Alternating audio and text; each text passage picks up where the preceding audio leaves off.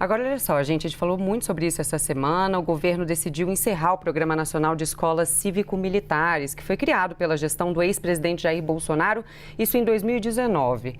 Sobre esse assunto, agora a gente vai conversar com o capitão Alberto Neto, que é vice-líder do PL e membro da Comissão de Educação na Câmara dos Deputados, e também com o deputado Reginaldo Lopes, vice-líder do governo no Congresso, suplente na Comissão de Educação da Câmara dos Deputados. Deputados, muito obrigada pela participação e pela disponibilidade de vocês de estar com a gente aqui nesse sábado.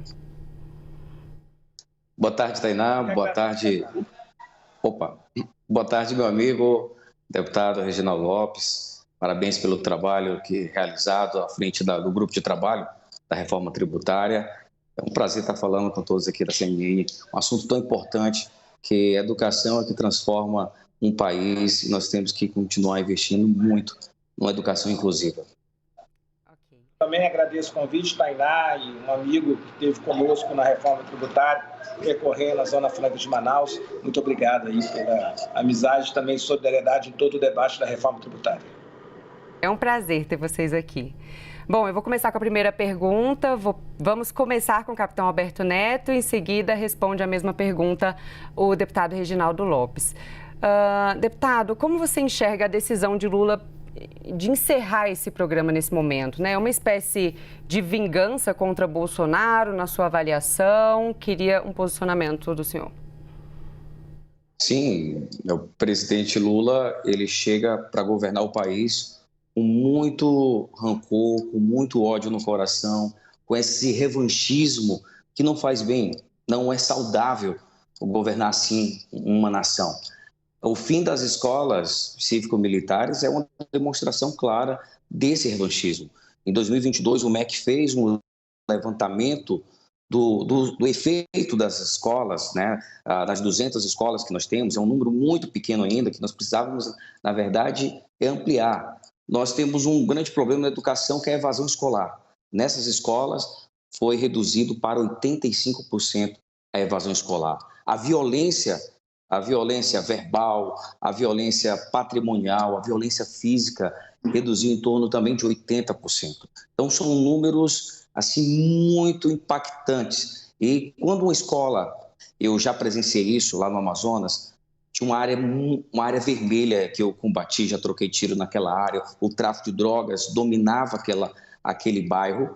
Quando a escola da Polícia Militar entrou naquela região, ela transformou toda a comunidade, dando esperança para os alunos, disciplina, educação de qualidade e naturalmente aquela comunidade foi se transformando, porque ela se envolveu também naquela escola, melhorou a autoestima dos alunos. Foi uma experiência fantástica que eu pude acompanhar com uma educação de qualidade transformadora. E lógico que nós não queremos que todas as escolas do Brasil se tornem escolas cívico-militares, mas é mais um viés da educação que pode atingir milhares de alunos, melhorar o desempenho desses alunos. A disciplina faz parte da nossa vida. Eu tenho certeza, Tainá, que foi com muita disciplina que você chegou aonde você está. E nós queremos passar essa disciplina na educação, que é fundamental, né? A gente vê todos os dias aluno violentando o professor, tráfico de drogas dentro das escolas. Então, quando você traz um ambiente de disciplina com os valores da pátria, da nação, a escola fica muito saudável, a comunidade começa a participar mais, os efeitos são todos positivos. Agora eu repito a pergunta para o deputado Reginaldo Lopes. Deputado, como você enxerga essa decisão de Lula em encerrar esse programa? Na sua avaliação, seria uma espécie de vingança contra Bolsonaro ou quais seriam os motivos? Qual a sua avaliação? Primeiro, Tainá, que não tem legislação que permita o ministro da Educação, Camilo Santana, continuar com o programa. Esse programa de escolas cívico-militares foi considerado pela Câmara dos Deputados, pela Comissão de Constituição e Justiça, como inconstitucional. Portanto, o ex-presidente Jair Bolsonaro implementou as escolas cívico-militares baseado no decreto. Portanto, não há legislação, não há evidência, não existem estudos que apontam para a necessidade de continuar com esse programa. Agora, é evidente que, de fato, essas escolas continuarão recebendo aporte do FUDEB, aporte do governo federal.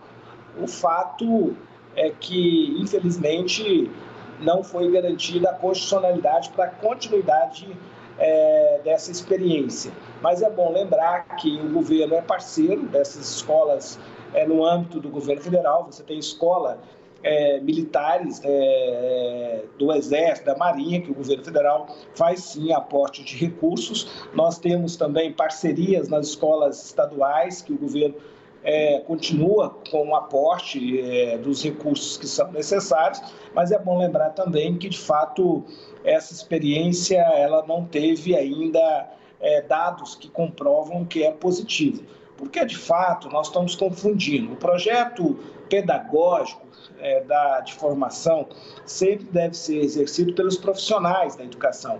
A questão da segurança pública é fundamental um regime colaborativo. Aí eu concordo com o capitão Alberto que, de fato, nós precisamos fazer esse regime para dar proteção total às nossas crianças, né? Esse território onde está situado uma escola deve ser sempre um território sagrado, um território do aprendizado. E aí cabe esse regime das guardas municipais, da própria polícia militar, de proteger essas crianças. Então, de fato, isso não tem nada a ver com o projeto de formação. O projeto de formação, quanto mais plural, né, quanto for mais inclusivo, mais participativo, que envolver toda a comunidade acadêmica na elaboração, é melhor para o aprendizado. Então, de fato, o governo não está extinguindo um programa. Na verdade, não há base legal para a continuidade desse programa. Deputado Reginaldo, eu queria até já fazer minha segunda pergunta, puxando por um ponto que você citou na sua resposta, e começo por você agora nessa segunda pergunta, que Lula deixou aberta a opção para que estados mantenham o financiamento desses programas. Essa decisão por parte de Lula foi uma decisão acertada na sua avaliação? Eu acho que estados que queiram aprovar legislações locais, legislações estaduais, é importante, né?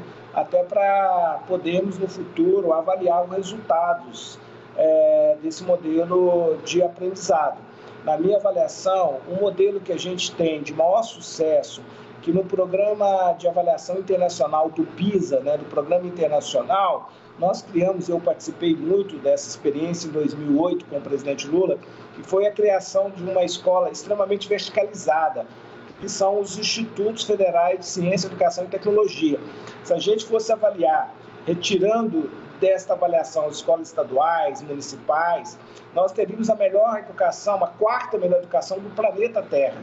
E tem algumas proficiências, matemática, português e ciência até a segunda e terceira. Então, nós temos um modelo de escola que realmente já foi testado, que é o modelo integral integrada da Escola Federal de Ciência e Tecnologia, que quem coordena são os institutos federais. Então, nós precisamos de mais tempo para avaliar, mas o governo ele não está fazendo nenhuma perseguição ideológica, muito pelo contrário, ele permite que esses estados possam legalizar essas escolas cívico-militares e aí, com certeza, há legitimidade para eles continuar com esse programa. O que não existe hoje, por parte do governo federal, é nenhuma legislação que permita o governo continuar repassando esses recursos, sem falar das distorções também, viu, Tainá? Você cria uma distorção enorme na carreira, porque os professores hoje têm um piso salarial de R$4.000 a R$5.000, que estão dentro do mesmo ambiente educacional, aonde recebe ali os aposentados da reserva do serviço militar, além do salário que eles já acumulam, com o salário de R$9.000. Então, cria ali todo distorções no mesmo ambiente e na mesma função profissional. Ok, deputado Capitão Alberto Neto, agora eu repito a pergunta para o senhor. Lula deixou aberta essa opção para que estados mantenham o financiamento, né, desses programas. Essa decisão foi uma decisão acertada? Assim, quando eu tomei conhecimento da decisão do governo em acabar com as escolas cívico-militares, eu liguei para o governador do meu estado, do Amazonas, o governador Wilson Lima, e ele se mostrou muito interessado em dar continuidade.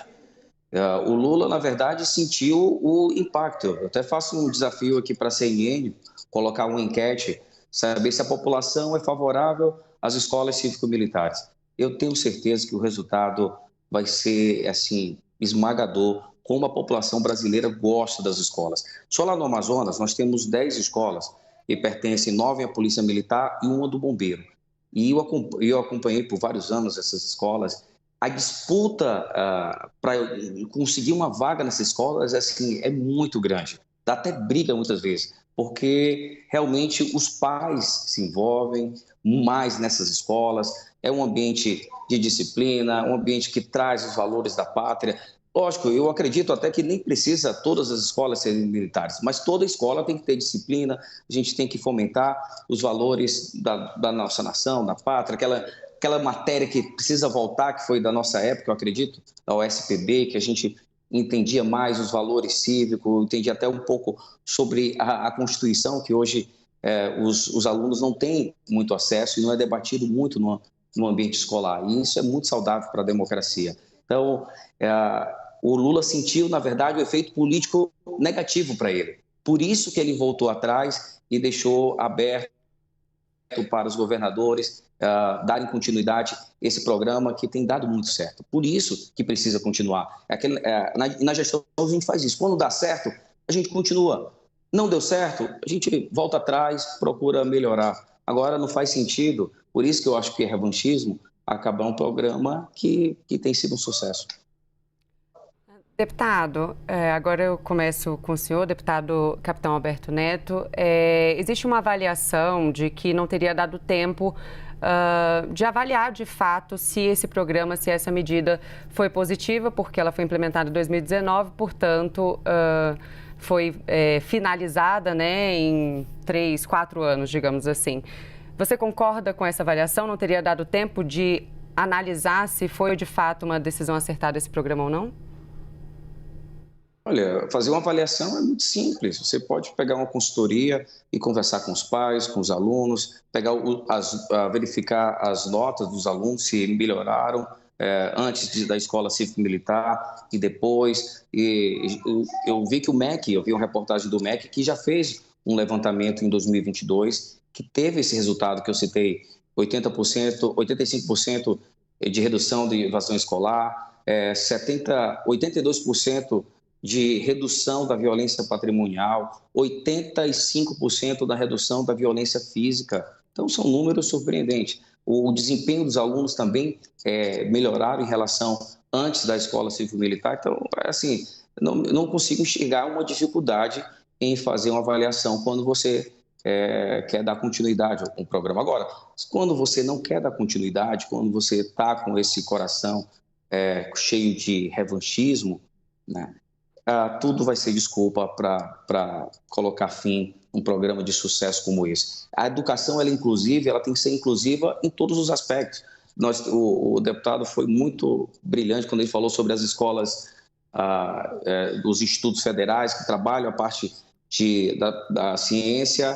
Né? Você sai já do ensino com um curso profissionalizante.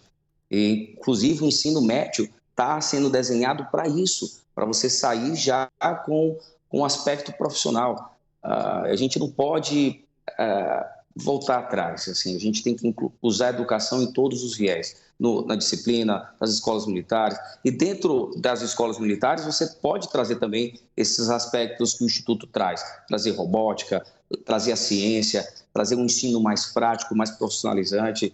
Isso faz a diferença, com certeza, na educação do país. Agora, deputado Reginaldo Lopes, repito a pergunta para o senhor. Entre início, meio e fim, deu tempo de avaliar se esse programa foi positivo de fato ou não?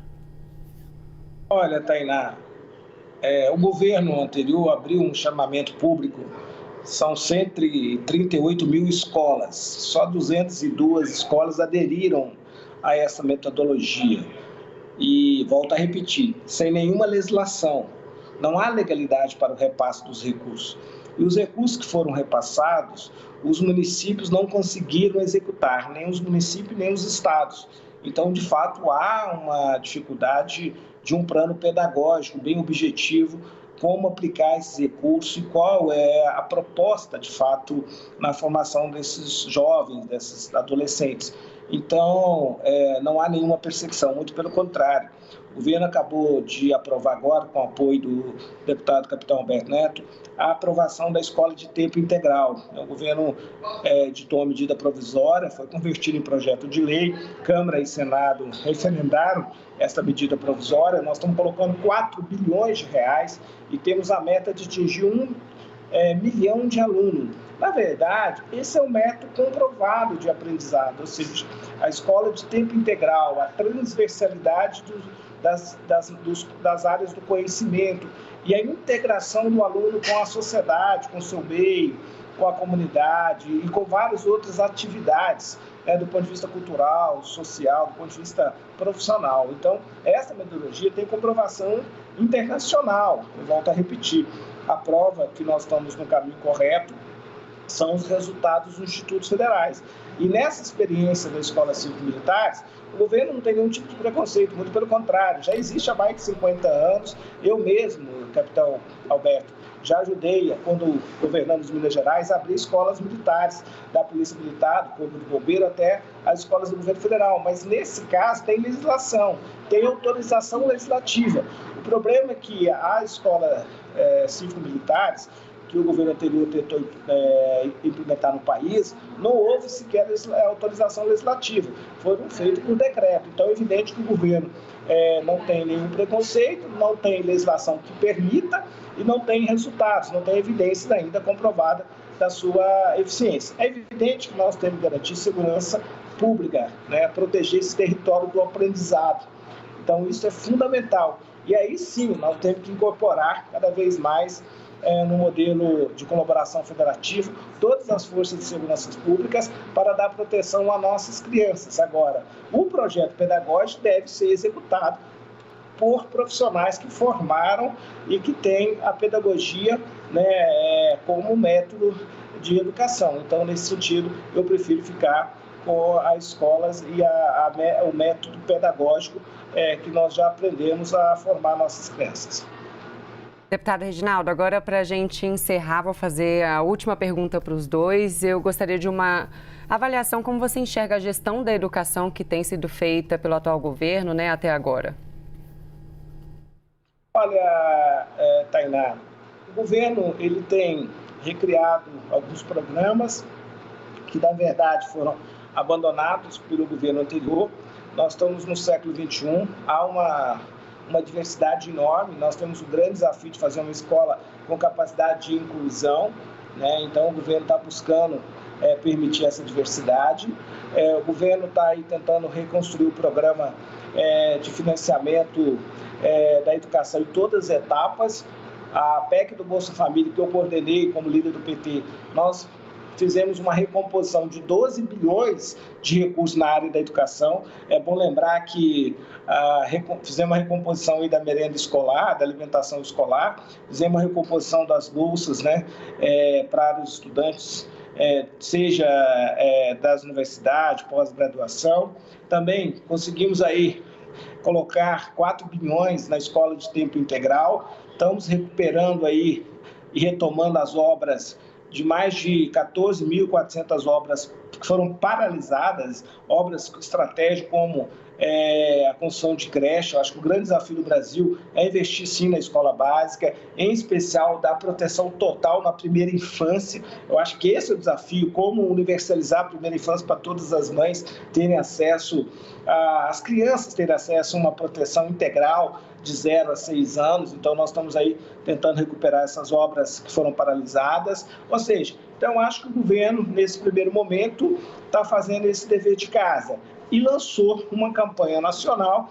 Evidente que tem que envolver todos os prefeitos, governadores, tem que ter um pacto pela recuperação do aprendizado, seja a recuperação daqueles que foram abandonados, esquecidos na pandemia, crianças pobres que não tiveram acesso à tecnologia da informação, não tiveram aula de reforço escolar. Nós vamos recuperar esse tempo perdido, mas ao mesmo tempo também nós temos que ter um pacto para garantir o aprendizado na idade certa, até 8 anos de idade. Então, o governo lançou um grande pacto que tem que envolver aí todos os governadores e todos os prefeitos, e o governo federal fazer aporte de recursos, entrar com um aporte financeiro para ampliar o tempo de presença dessas crianças na escola para consolidar o aprendizado. Isso, Tainá, não tem disputa ideológica. Isso é uma coisa republicana. Eu acho que esse movimento deve envolver todos e todas, deve envolver um pacto pelo país, um pacto pelo futuro do país, um pacto de proteção das nossas crianças. Então, é nessa perspectiva que eu avalio que o governo do presidente Lula deu aí os primeiros passos e eu avalio como positivo. Perfeito. Agora, deputado Alberto Neto, qual que é a sua avaliação? Como você enxerga essa gestão da educação do atual governo até agora?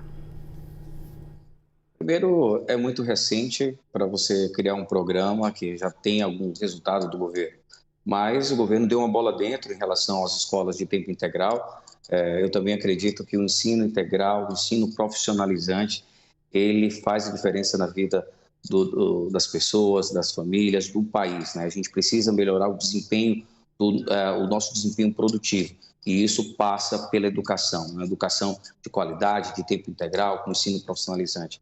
A minha preocupação com esse governo não é o caso do deputado Reginaldo, que eu conheço, mas de vários membros da esquerda, do próprio governo, em questionar a reforma do ensino médio. E isso me preocupa muito, porque nós avançamos muito ao criar um novo ensino médio, um ensino médio profissionalizante. Isso, assim, eu que fui professor, você sabe, quando você está na sala de aula e você vai explicar, você traz a teoria e depois você consegue pegar a teoria, linkar com a prática, mostrar através da ciência, da robótica, da programação, e você sair do ensino médio já com uma profissão, isso vai mudar a vida de milhares de pessoas, de milhões de brasileiros. Então, ao governo, ao questionar a reforma do ensino médio, isso é muito preocupante e fica assim aquela pulguinha atrás da orelha. Será que a gente vai retroceder na educação do nosso país? Então fica aí esse questionamento e é sempre um prazer estar participando do programa da CNN. Capitão Alberto Neto, deputado Capitão Alberto Neto, deputado Reginaldo Lopes, muito obrigada pela participação de vocês dois. Obrigada pela disponibilidade. Oi, deputado.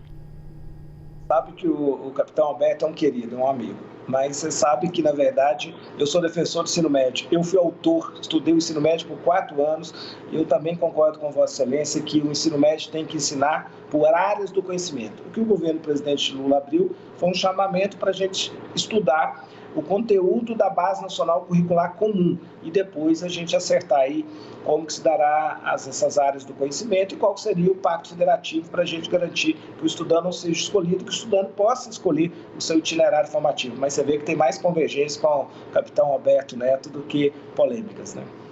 Por isso que eu falei que é com exceção. Falei, com exceção do deputado Reginaldo. Eu fiz essa aspa aí. Muito obrigada, deputados, obrigada pela disponibilidade de vocês, sempre um prazer encontrar vocês, em especial aqui na telinha nesse sábado. Até a próxima. Parabéns, Tainá, obrigado. Obrigada. Um abraço a todos.